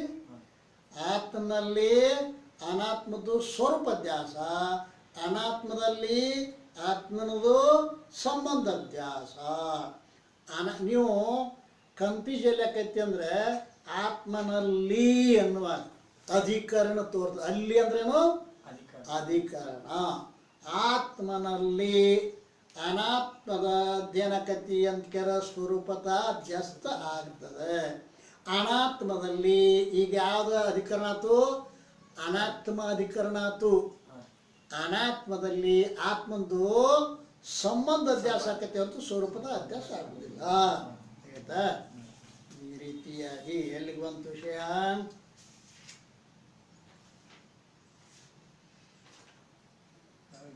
27ನೇ ಟಿಪ್ಪಣಿಗೆ ಬರ್ಬೇಕಲ್ಲ ನಾವು. 27ನೇ ಟಿಪ್ಪಣಿ ಸಂಸರ್ಗಧ್ಯಾಸ ಅದಲ್ಲ, ಸಂಸರ್ಗಧ್ಯಾಸನಾಗ 27ನೇ ಟಿಪ್ಪಣಿ ಅದ. ಬಾಧ ಹೊಂದಲು ಅಯೋಗ್ಯವಾದ ವಸ್ತುವಿನ ಸ್ವರೂಪ ಅಧ್ಯಸ್ಥವಾಗುವುದಿಲ್ಲ. ಬಾಧ ಹೊಂದಲು ಅಯೋಗ್ಯವಾದ ವಸ್ತು ಹಗ್ಗದಾಗ ತೋರುವಾಗ ಹಾವ ತೋರ್ತೈತಿಲ್ಲ, ಆವಾಗ ಹಗ್ಗ ಬಾಧ ಹೊಂದಲಾಕ ಯೋಗ್ಯ ಅಲ್ಲ ಅದಲ್ಲ. ಬಾಧ ಹೊಂದಲು ಅಯೋಗ್ಯವಾದ ವಸ್ತುವಿನ ಸ್ವರೂಪ ಅಧ್ಯಸ್ಥ ಆಗುವುದಿಲ್ಲ, ಕಿಂತು ಅದರ ಸಂಬಂಧ ಅಧ್ಯಸ್ಥ ಆಗುತ್ತದೆ. ಸಂಬಂಧ ಅಲ್ಲ, ಸರ್ಪ ಇರುತ್ತದೆ ಅದಲ್ಲ, ಸರ್ಪ ಇರುತ್ತದೆ. ಇರುವಿಕೆ ಎದರದು? ಅದು ಸಂಬಂಧದ್ದು ಅಧ್ಯಸ್ಥ ಆಕೈತೆ ಹಗ್ಗದ್ದು. ಹಾವಿಂದು ಸ್ವರೂಪದ ಅಧ್ಯಾಸ್ತದ, ಹಾವಿಂದು ಹಗ್ಗದಲ್ಲಿ ಸ್ವರೂಪ ಅಧ್ಯಾಸದ, ಹಾವಿನಲ್ಲಿ ಹಗ್ಗದ್ದು ಸಂಬಂಧ ಅಧ್ಯಾಸದ. ಅಂದ್ರೆ ಇರುವಿಕೆ ಸಂಬಂಧ ತೋರಾಕತ್ತೈತಿ ನೋಡೋದು. ಇರುವಿಕೆ ಹಗ್ಗದಲ್ಲಿ ಐತಿ, ಅದು ಹಾವಿನಲ್ಲಿ ತೋರಾಕತ್ತೈತಿ. ಹಾವು ಇರುತ್ತದೆ ಅನ್ನುವಾಗ ಇದಕ್ಕೇನಂತಾರೆ? ಸಂಸರ್ಗಧ್ಯಾಸ. ಹೀಗಿರುವುದರಿಂದ ಅನಾತ್ಮನಲ್ಲಿ ಆತ್ಮನ ಸಂಸರ್ಗಧ್ಯಾಸ ಇದೆ. ಇದನ್ನೇ ಸಂಬಂಧ ಅಧ್ಯಾಸವೆಂತಲೂ ಕರೆಯುತ್ತಾರೆ. ಇನ್ನು ಕೇವಲ ಧರ್ಮಾಧ್ಯಾಸ, ಧರ್ಮ ಸಹಿತ ಧರ್ಮೀಯ ಅಧ್ಯಾಸ ಮತ್ತು ಅನ್ಯತರ ಅಧ್ಯಾಸ, ಈಗ ಮೂರೇನದಾವಲ್ಲ, ಇವು ಸ್ವರೂಪದ ಅಧ್ಯಾಸದೊಳಗೆ ಅಂತರ್ಗತ ಅದಾವೆ. ಕೇವಲ ಸಂಬಂಧ ಅಧ್ಯಾಸ ಸಂಸರ್ಗ ಅಧ್ಯಾಸವೇ ಆಗಿರ್ತದೆ. ಕೇವಲ ಸಂಬಂಧ ಅಧ್ಯಾಸ ಸಂಸರ್ಗ ಅಧ್ಯಾಸವೇ ಆಯ್ತದು. ಸಂಬಂಧ ಸಹಿತ ಸಂಬಂಧಿ ಅಧ್ಯಾಸ, ಸಂಸರ್ಗ ಅಧ್ಯಾಸ ಸಹಿತ ಸ್ವರೂಪ ಅಧ್ಯಾಸ ಎರಡೂ ಅದಾವಲ್ಲಿ. ಸಂಸರ್ಗ ಅಧ್ಯಾಸ ಮತ್ತು ಸ್ವರೂಪ ಅಧ್ಯಾಸ ಇವೆರಡೂ ಅನ್ಯೋನ್ಯ ಅಧ್ಯಾಸದೊಳಗೆ ಇರುತ್ತವೆ. ಸಂಸರ್ಗ ಅಧ್ಯಾಸನೂ ಅದ್ರಾಗ ಐತಿ, ಸ್ವರೂಪ ಅಧ್ಯಾಸನೂ. ಆತ್ಮನ ಸ್ವರೂಪವಂತೂ ಸತ್ಯವಾಗಿದೆ. ಆತ್ಮನ ಸ್ವರೂಪ ಸತ್ಯದ ತ್ರಿಕಾಲಾಬಾಧ್ಯತ್ವ ಸದ್ರೂಪತ್ವ ಯಾವಾಗಲೂ ಸತ್ಯ ಅಂತಾರೆ. ಆದ್ದರಿಂದ ಅಧ್ಯಸ್ಥ ಇಲ್ಲ, ಆತ್ಮನ ಸ್ವರೂಪ ಅಧ್ಯಸ್ಥ ಆಗುವುದಿಲ್ಲ. ಆದರೆ ಅದರ ಸಂಸರ್ಗ ಅಂದರೆ ತಾದಾತ್ಮ ಸಂಬಂಧ ಅನಾತ್ಮದಲ್ಲಿ ಅಧ್ಯಸ್ಥ ಇದೆ. ಅದರ ತಾದಾತ್ಮ ಸಂಬಂಧ ಏನದಲ್ಲ ಅಲ್ಲ, ಆತ್ಮಂದು ಅನಾತ್ಮದೊಡನೆ ತಾದಾತ್ಮ ಸಂಬಂಧ, ಸಂಯೋಗ ಸಂಬಂಧ ಅಲ್ಲ. ಆಯ್ತಾ? ತಾದಾತ್ಮ ಸಂಬಂಧ. ತಾದಾತ್ಮ ಸಂಬಂಧ ಏನು? ಅವು ಬರಬೇಕಾ? ತಾದಾತ್ಮ ಅಂದ್ರೆ ಕಲ್ಪಿತ ಭೇದ, ವಾಸ್ತವ ಭೇದ. ಯಾಡಿಲ್ಲ ಇಲ್ಲ, ಆತ್ಮಂದು ಅನಾತ್ಮಂದು ಯಾಡಿಲ್ಲ ಇಲ್ಲ. ಯಾಡಾಗಿ ತೋರಿತ್ತಲ್ಲ ಆತ್ಮಂದು ಅನಾತ್ಮಂದು, ಅದು ಕಲ್ಪಿತ ಭೇದ. ಇರುವುದೇನತಿ? ಆತ್ಮ ಒಂದೇ. ಆತ್ಮ ಸ್ವರೂಪ ಅಂತೂ ಸತ್ಯವಾಗಿದೆ, ಆದ್ದರಿಂದ ಅಧ್ಯಸ್ಥ ಇಲ್ಲ. ಆದರೆ ಅದರ ಸಂಸರ್ಗ ಅಂದರೆ ತಾದಾತ್ಮ ಸಂಬಂಧ ಅನಾತ್ಮದಲ್ಲಿ ಅಧ್ಯಸ್ಥ ಇದೆ. ಹೀಗಾಗಿ ಆತ್ಮದ ಸಂಸರ್ಗ ಅಧ್ಯಾಸ ಇರುತ್ತದೆ ಮತ್ತು ಅನಾತ್ಮದ ಸ್ವರೂಪವೇ ಆತ್ಮನಲ್ಲಿ ಅಧ್ಯಸ್ಥ ಇರುತ್ತದೆ. ಅನಾತ್ಮ ವಸ್ತು ಇಲ್ಲವೇ ಇಲ್ಲ. ಸ್ವರೂಪತ ಅದಾವೆ ನಾವು ಇಲ್ಲ, ಇದ್ದಂತೆ ತೋರ್ತಾವಾದ ಅದರದ್ದು ಸ್ವರೂಪ ಅಧ್ಯಾಸ, ಅನಾತ್ಮದ್ದು ಸ್ವರೂಪ ಅಧ್ಯಾಸ ಇರುತ್ತದೆ. ಹೀಗಾಗಿ ಅನ್ಯೋನ್ಯ ಅಧ್ಯಾಸ ಎರಡರ ಸಂಸರ್ಗ ಮತ್ತು ಅಧ್ಯಾಸ ಮತ್ತು ಸ್ವರೂಪ ಅಧ್ಯಾಸ ಎರಡರ ಅಂತರ್ಗತವಾಗಿರುತ್ತದೆ. ಪೂರ್ವದಲ್ಲಿ ಹೇಳಲ್ಪಟ್ಟ ಭೇದ ಭ್ರಾಂತಿ ಮುಂತಾದ 5 ವಿಧವಾದ ಭ್ರಮೆಗಳಲ್ಲಿ ಸಂಘ ಭ್ರಾಂತಿ ಬಿಟ್ಟು ಉಳಿದ 4 ಪ್ರಕಾರದ ಭ್ರಮಗಳು ಸ್ವರೂಪ ಅಧ್ಯಾಸದ ಅಂತರ್ಗತವಿರುತ್ತವೆ. ಮತ್ತು 5ನೇದಾದ ಸಂಘ ಭ್ರಾಂತಿ ಸಂಸರ್ಗ ಅಧ್ಯಾಸ ಇರುತ್ತದೆ. ಹಿಂದೆ ಭ್ರಾಂತಿಗಳು 5 ಹೇಳ್ಕೊಂಡು ಬಂದಾರಲ್ಲ, ಆ ವಿಷಯವನ್ನು ಹೇಳಿದರು. ಈಗ ಪ್ರಶ್ನೆ ಐತಿಲ್ಲ, 137. ಅಹಂಕಾರಾದಿ ಅನಾತ್ಮ ಮತ್ತು ಆತ್ಮ ಇವುಗಳ ಅಧ್ಯಾಸ ತಿಳಿದುಕೊಳ್ಳಲು ವಿಶೇಷ ಉಪಯೋಗಿ, ಅರ್ಥಾತ್ ಎಲ್ಲ ಅಧ್ಯಾಸಗಳಲ್ಲಿ ಕೂಡಿಕೊಂಡಿರುವಂಥ ಅಧ್ಯಾಸ ಯಾವುದು ಇರುವುದು? ಎರಡೂ ಕೂಡಿರಬೇಕು. ಅದು ಯಾವುದಪ್ಪ? ವಿಶೇಷವಾಗಿ ಅಹಂಕಾರಾದಿ ಅನಾತ್ಮ ಮತ್ತು ಆತ್ಮ ಇವುಗಳ ಅಧ್ಯಾಸ ತಿಳಿದುಕೊಳ್ಳಲು ವಿಶೇಷ ಉಪಯೋಗಿಯಾಗಿರ್ತಕ್ಕಂಥದ್ದು ಯಾವುದದ ಅಂತ ಕೇಳಿದ್ರೆ ಅನ್ಯೋನ್ಯಧ್ಯಾಸದಪ್ಪ. ಅನ್ಯೋನ್ಯಧ್ಯಾಸ ಅಂದರೆ ಇದು ವಿಶೇಷ ಅಧ್ಯಾಸದ. ಇದು ಎಲ್ಲ ಅಧ್ಯಾಸಗಳು ಅಂತರ್ಗತ ಅದ. ಅನ್ಯೋನ್ಯಧ್ಯಾಸ ಅಂದ್ರೆ ಏನ್ರಿ ಹಂಗಾರೆ ಕೇಳ್ತಾನ. ಅನ್ಯೋನ್ಯಧ್ಯಾಸ ಅಂದ್ರೆ ಏನು? ಪರಸ್ಪರದಲ್ಲಿ ಪರಸ್ಪರ ಆಗುವ ಅಧ್ಯಾಸವೋ ಅನ್ಯೋನ್ಯಧ್ಯಾಸವೆಂದು ತಿಳಿಯಬೇಕು ಅದಲ್ಲ. ಪರಸ್ಪರದಲ್ಲಿ ಪರಸ್ಪರ ಆಗುವ ಅಧ್ಯಾಸವು ಅಲ್ಲ. ಬೆಂಕಿಯಲ್ಲಿ ಕಬ್ಬಿಣದ ಅಧ್ಯಾಸ, ಕಬ್ಬಿಣದಲ್ಲಿ ಬೆಂಕಿ ಅಧ್ಯಾಸ, ಇದಕ್ಕೆಲ್ಲ ಪರಸ್ಪರದಲ್ಲಿ ಪರಸ್ಪರ ಅಧ್ಯಾಸಕ್ಕೆ ಇಂತಾರೆ ಅನ್ಯೋನ್ಯ ಅಧ್ಯಾಸ ಅಂತ ಕರಿತಾ ಇದ್ದಾರೆ. ಟಿಪ್ಪಣಿ 130 ವಿಸ್ತಾರ ಭಯದಿಂದ ಇಲ್ಲಿ ಎಲ್ಲ ಅಧ್ಯಾಸಗಳ ಸ್ವರೂಪ ಮತ್ತು ಉದಾಹರಣೆ ವಿಶೇಷವಾಗಿ ಬರೆದಿರುವುದಿಲ್ಲ ಅಲ್ರಿ. ಇದು ಭಾಳ ವಿಸ್ತಾರದವು ಇವೆಲ್ಲ. ಯಾವ ಅಧ್ಯಾಸಗಳು ಸ್ವರೂಪ ಆಗಲಿ ಉದಾಹರಣೆಗಾಗಲಿ ಭಾಳ ಅದಾವೆ. ಆದ್ರೆ ನಾವು ಭಾಳ ಬರೆದಿಲ್ಲ, ಸಂಕ್ಷೇಪವಾಗಿ ಬರೆಯಲಾಗಿದೆ. ಪರಂತು ಅನ್ಯೋನ್ಯ ಅಧ್ಯಾಸದ ಸ್ವರೂಪ ಮಾತ್ರ ವಿಶೇಷವಾಗಿ ಉಪಯೋಗಿ ಇರುವುದರಿಂದ ತಿಳಿದು ಸ್ಪಷ್ಟವಾಗಿ ಹೇಳಲಾಗಿದೆ. ನಾವು ಅನ್ಯೋನ್ಯ ಅಧ್ಯಾಸವನ್ನು ಯಾಕೆ ಹೆಚ್ಚು ವಿಸ್ತಾರವಾಗಿ ಹೇಳ್ತೀವಪ್ಪ ಅಂದರೆ ಅದು ಎಲ್ಲ ಥರಗೂ ಉಪಯೋಗ ಆಗ್ತದೆ. ಯಾವ ಅಧ್ಯಾಸ? ಅನ್ಯೋನ್ಯ ಅಧ್ಯಾಸ ಎಲ್ಲಕ್ಕೂ ನಿಮಗೆ ತಿಳಿಲಕ್ಕೆ ಅನುಕೂಲ ಆಗ್ತದೆ ಅಂತ ಹೇಳಿ ನಾವು ಅನ್ಯೋನ್ಯ ಅಧ್ಯಾಸವನ್ನು ವಿಸ್ತಾರಪೂರ್ವಕವಾಗಿ ಹೇಳ್ತೀವಿ. ಉಳಿದ ಅಧ್ಯಾಸ ಸಾಮಾನ್ಯವಾಗಿ ಹೇಳ್ಕೊಂಡ್ಬಂದೀವಿ. ಅನಾತ್ಮದ ಧರ್ಮಗಳಾದ ದುಃಖ, ದ್ವೈತ ಸಹಿತತ್ವ ಇವು ಆತ್ಮನ ಆನಂದ, ಅದ್ವೈತತ್ವ ಇವುಗಳನ್ನು ಸ್ವರೂಪತಃ ಅಧ್ಯಸ್ಥವಾಗಿ ಅವುಗಳನ್ನೇ ಮುಚ್ಚಿರುತ್ತದೆ. ಅನಾತ್ಮದ ಧರ್ಮಗಳಾದ ದುಃಖ, ದ್ವೈತ ಸಹಿತತ್ವ. ಅನಾತ್ಮಗಳ ಧರ್ಮ ಏನಪ್ಪ? ದುಃಖ. ದ್ವೈತ ಸಹಿತತ್ವ ಅಂದ್ರೇನೋ ಭೇದವಾಗಿ ತೋರುವುದು, ಭಿನ್ನವಾಗಿ ತೋರುವುದು. ದ್ವೈತ ಸಹಿತತ್ವ ಅಂದರೆ ಭಿನ್ನವಾಗಿ ತೋರುವುದು. ಇವು ಎದರ ಧರ್ಮ? ಅನಾತ್ಮದ ಧರ್ಮ. ಇವು ಆತ್ಮನ ಆನಂದ ಮತ್ತು ಅದ್ವೈತತ್ವ ಇವುಗಳ ಸ್ವರೂಪದ ಅಧ್ಯಸ್ಥವಾಗಿ ಅಲ್ರಿ. ಆತ್ಮನ ಆನಂದ, ಆತ್ಮ ಆನಂದ ಇದ್ದರೂ ಕೂಡ ದುಃಖ ತೋರಾಕತೈತಿ ಅದಲ್ಲ. ಆತ್ಮ ಆನಂದ ಸ್ವರೂಪ ಅಂತ ಶಾಸ್ತ್ರಗಳು ಅನುಭಾವಿಗಳು ಹೇಳ್ಕೊಂಡು ಬಂದಿದ್ದಾರೆ. ಆದರೆ ದುಃಖ ತೋರ್ತೈತೆಲ್ಲ ಅಂದ್ರೇನು? ದುಃಖ, ಅನಾತ್ಮವಾದ ದುಃಖ ಆತ್ಮನ ಆನಂದವನ್ನು ಮುಚ್ಚೈತಿ. ಗೊತ್ತಾಯ್ತು? ಅನಾತ್ಮದ ದುಃಖ ಬಂದು ಆತ್ಮನ ಆನಂದ ಮುಚ್ಚೈತಿ. ಯಾಕಪ್ಪ ಆರಾಮಿದ್ಯಾ? ಎಲ್ಲಿ ಆರಾಮ್ ತರ್ತೀರಿ ಅಂತ ನಾವು ಅಲ್ರಿ. ದುಃಖವನ್ನೇ ತೋಡ್ಕೋತಾನೆ. ಯಾಕೆ? ಆತ್ಮನ ಆನಂದವನ್ನು ದುಃಖ ಮುಚ್ಚದ. ಮತ್ತು ದ್ವೈತ ಸಹಿತತ್ವ ಬಂದು ಅದ್ವೈತವನ್ನು ಮುಚ್ಚದ. ಆತ್ಮ ಅಖಂಡೇಕರಸವಾಗಿ ಅದ್ವೈತ್ ಏಕಂ ಏವಂ ಅದ್ವಿತೀಯಂ. ಅವ ಅಖಂಡವಾಗಿ ಆ ಒಬ್ಬನೇ ಇದ್ದರೂ ಕೂಡ ಆ ದ್ವೈತ ಸಹಿತತ್ವ, ಅನಾತ್ಮದ ದ್ವೈತ ಸಹಿತತ್ವ ಬಂದು ಆತ್ಮನ ಅದ್ವೈತತ್ವವನ್ನು ಮುಚ್ಚಿ ಅನೇಕ ಅನೇಕ ಅನೇಕ ಅನೇಕ ಆಕಾರಗಳು ತೋರಾಕತ್ಯದ. ಅದು ಅನಾತ್ಮದ 2 ವಿಶೇಷಣಗಳು ಎಲ್ಲಿ ಬಂದ ಮುಚ್ಚಾವು? ಆನಂದವನ್ನು, ಅದ್ವೈತತ್ವವನ್ನು. ಯಾವುವು ಮುಚ್ಚಿದ್ವ್ಯಾವು? ದುಃಖ, ದ್ವೈತ ಸಹಿತತ್ವ. ಇವುಗಳ ಸ್ವರೂಪದ ಅಧ್ಯಸ್ಥವಾಗಿ ಅವುಗಳನ್ನೇ ಮುಚ್ಚಿರುತ್ತವೆ. ಆನಂದವನ್ನು ಮತ್ತು ಅದ್ವೈತತ್ವವನ್ನು ಮುಚ್ಚಾವು. ಇನ್ನು ಆತ್ಮನ ಧರ್ಮಗಳು ಸತ್ತು, ಚಿತ್ತು. ಆತ್ಮಧರ್ಮಗಳು 2 ತೋರ್ತಾರೆ ಅವರು, ಹೆಚ್ಚಿಗೆ ತೋರುದಿಲ್ಲ. ಯಾಕೆ ತಿಳಿಸಲಾಗಬೇಕಾಗಿದೆ ಈಗ. ಸತ್ತು, ಚಿತ್ತು ಇವು ಅನಾತ್ಮದ ಅಸತ್ತು, ಇಲ್ಲದಿರುವಿಕೆ, ಜಡತ್ವ ಇವುಗಳಲ್ಲಿ ಸಂಸರ್ಗದ್ವಾರ ಅಧ್ಯಸ್ಥ ಆಗಿ ಅವುಗಳನ್ನೇ ಮುಚ್ಚಿರುತ್ತವೆ.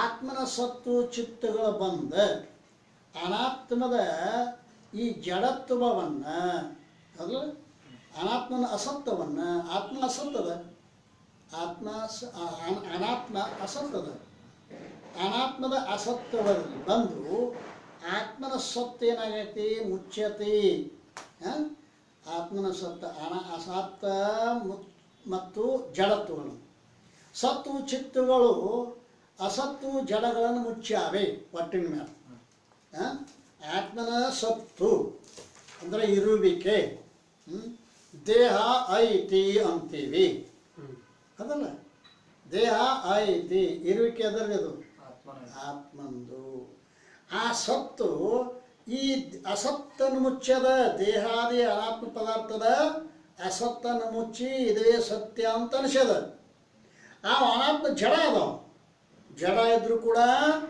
ನಾನು ಎಲ್ಲವನ್ನೂ ಬಲ್ಲವನು ಅಂತ ತಿಳುವಳಿಕೆ ಅಲ್ಲ ಆ ಚಿತ್ತ ಬಂದ ಏನಾಗೈತಿ ಅಂತೀರ ಜಡತ್ವವನ್ನು ಮುಚ್ಚದ ಅವಿವೇಕಿ ಅಂತ ಬೇದ್ರ ನನಗ್ಯಾಕೆ ಅವಿವೇಕಿ ಅಂತೀರಿ ಅಂತ ನಾವ ಅಲ್ರಿ ಇವುಗಳನ್ನ ಸಂಸರ್ಗ ದ್ವಾರ ಅಧ್ಯಸ್ಥ ಆಗಿ ಅಂದ್ರೆ ಆತ್ಮನ ಧರ್ಮಗಳು ಸಂಸರ್ಗ ಆಗೈತಿ ಅನಾತ್ಮ ಧರ್ಮಗಳು ಸ್ವರೂಪದ ಅಧ್ಯಾಸ ಆಗ್ಯದ ಆಗಿದೆ ಅಸತ್ ಮತ್ತು ಜಡಗಳನ್ನೇ ಮುಚ್ಚಿರುತ್ತವೆ ಆತ್ಮನ ಸತ್ತು ಚಿತ್ತುಗಳು ಅನಾತ್ಮದ ಅಸತ್ತು ಜಡಗಳನ್ನು ಮುಚ್ಚದ ಕಾರ್ಯಸಹಿತ ಅಜ್ಞಾನದಿಂದ ಯಾವುದು ಆವೃತವಾಗಿರುತ್ತದೆಯೋ ಮುಚ್ಚಿರುತ್ತದೆಯೋ ಅದನ್ನು ಅಧಿಷ್ಠಾನವೆನ್ನುತ್ತಾರೆ ಕಾರ್ಯಸಹಿತ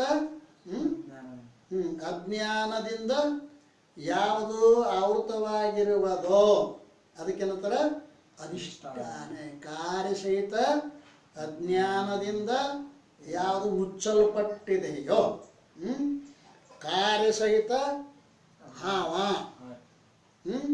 ಅಜ್ಞಾನ ಅಜ್ಞಾನ ಅದರ ಅಜ್ಞಾನ ಹಗ್ಗದ ಅಜ್ಞಾನ ಕಾರ್ಯಸಹಿತ ಅಜ್ಞಾನ ಮುಚ್ಚೆತ್ ಯಾವುದನ್ನ ಹಗ್ಗ ಅಧಿಷ್ಠಾನವಾದ ಹಗ್ಗವನ್ನ ಅದಕ್ಕೆ ಅಧಿಷ್ಠಾನ ಅಂತ ಕರೀತಾರೆ ಈ ಪ್ರಕಾರವಾಗಿ ಆತ್ಮ ಮತ್ತು ಅನಾತ್ಮ ಇವುಗಳ ಈ ಅನ್ಯೋನ್ಯ ಅಧ್ಯಾಸವು ಕೂಡ ಸಂಸರ್ಗಾಧ್ಯಾಸ ಮತ್ತು ಸ್ವರೂಪಾಧ್ಯಾಸ ಅಂತರ್ಗತವಾಗಿದೆ ಆತ್ಮದು ಅನಾತ್ಮದೊಡನೆ ಸಂಸರ್ಗಾಧ್ಯಾಸ ಅನಾತ್ಮದು ಆತ್ಮನಲ್ಲಿ ಸ್ವರೂಪಾಧ್ಯಾಸ ಈ ರೀತಿಯಾಗಿ ಅನ್ಯೋನ್ಯಾಧ್ಯಾಸವನ್ನು ವಿಸ್ತಾರಪೂರ್ವಕವಾಗಿ ಹೇಳಿದ್ರೆ ಅದು ಬಹಳ ಪ್ರಾಮುಖ್ಯ ಐತಿ ಅಂತ ಹೇಳ್ಕೊಂಡ್ಬಂದಿದ್ದಾರೆ ಇನ್ನೇನು ಪ್ರಶ್ನೆ ಮಾಡ್ತಾನೆ ಆತ್ಮ ಮತ್ತು ಅನಾತ್ಮ ಇವುಗಳ ಪರಸ್ಪರ ಅಧ್ಯಾಸ ಯಾವ ರೀತಿಯಿಂದ ಆಗುತ್ತದೆ ಕೇಳ್ತಾನೆ ಆ ವಿಷಯವನ್ನ ನಾಳಿನ ದಿವಸ ನೋಡೋಣ. ಗುರುನಾಥ್ ಮಹಾರಾಜ್ ಕಿ ಜೈ.